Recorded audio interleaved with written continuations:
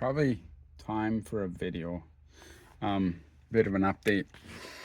As you can see, I'm sitting in the CRX and I just backed it in the garage. I have been busting ass all summer and for a while now. Basically, I built a shed. I'll share a couple pictures of that, but I'm pretty happy with it. Give me another 106 square feet of storage roughly. So I got to move some stuff in there, got rid of a couple things, got a couple things listed for sale, might just get rid of them. And been working to get the CRX in the garage here so I can actually work on it. This is my main focus. Had some fun this summer, went camping for a week with the boys, that was really good.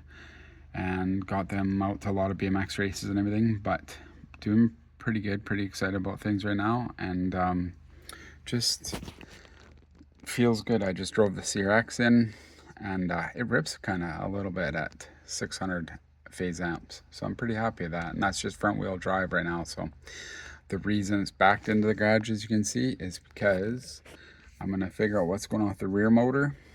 Hopefully in the next, let's call it the next 14 days. If I get free time when my boys are around, maybe when they're sleeping, have a bit of energy before they go to bed or something, I'll look at it. But I do have to make sure on school nights when I work the next day, I have to go to bed basically when they do, or I'm done in the morning. I'm just exhausted.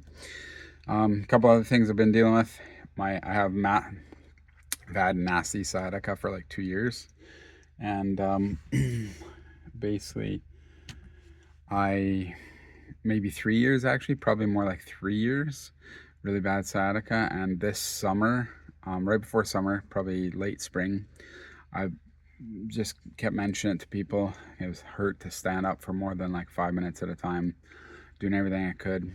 I lost a bunch of weight at the start of separation in 21, and that didn't seem to even help it like I thought, but there was a lot of stress then too, so who knows what's gonna play out in all that. So basically the spring of this year, 2025, I actually talked to one of my coworkers and he said, go see this one place in town.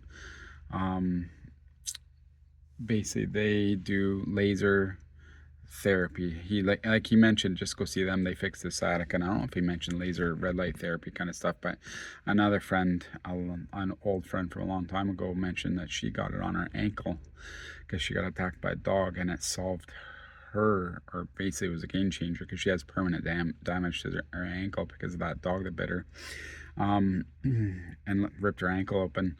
So basically once I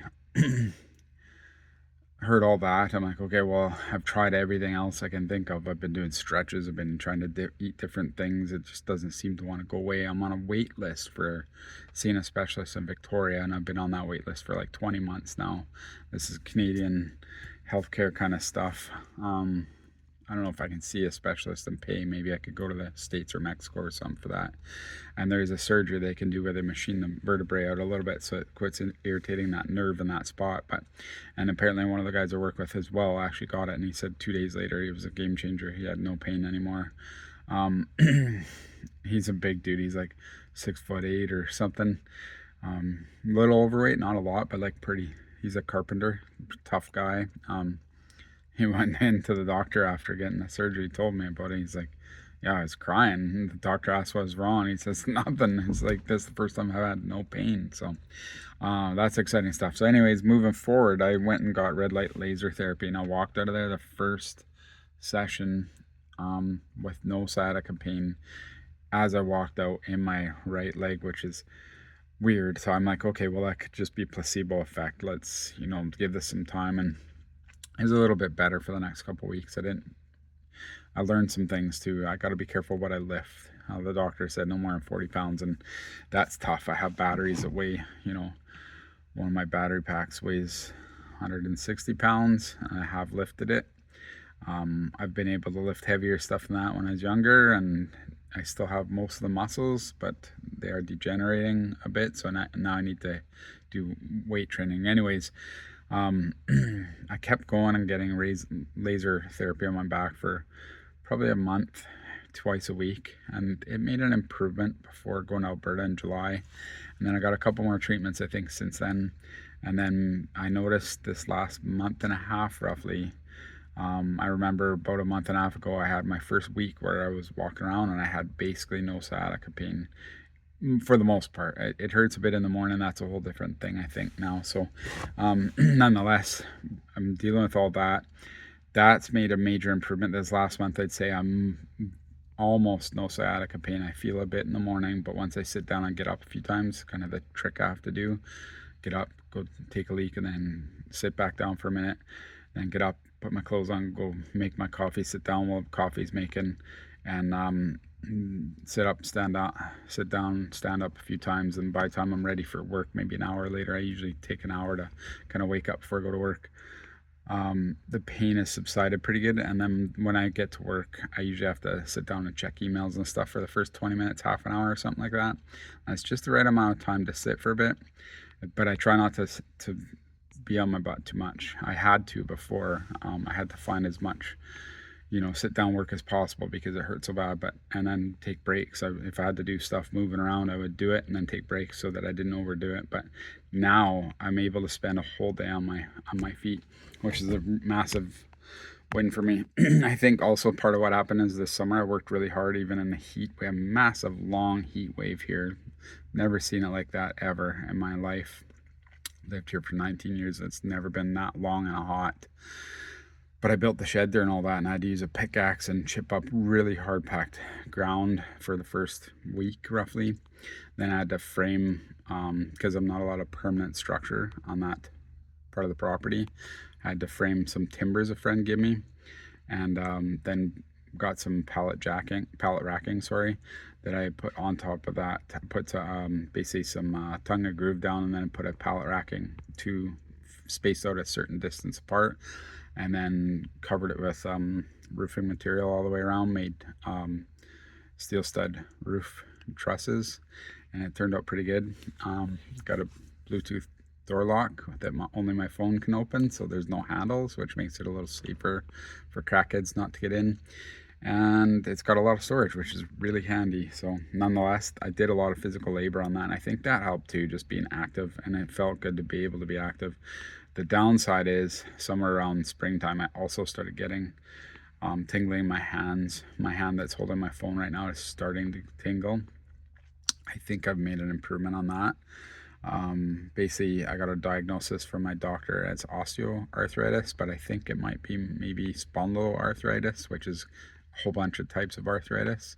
The spondyloarthritis, and there's another name for it too. It starts with an A. It's usually lower back pain early in the morning when you get up, and that's what I deal with every morning. So the lower back pain probably related to my crash, which my last crash in 21 when I crushed my T12 vertebrae. I guarantee it feels like some of the same pain. It's like something never healed down there.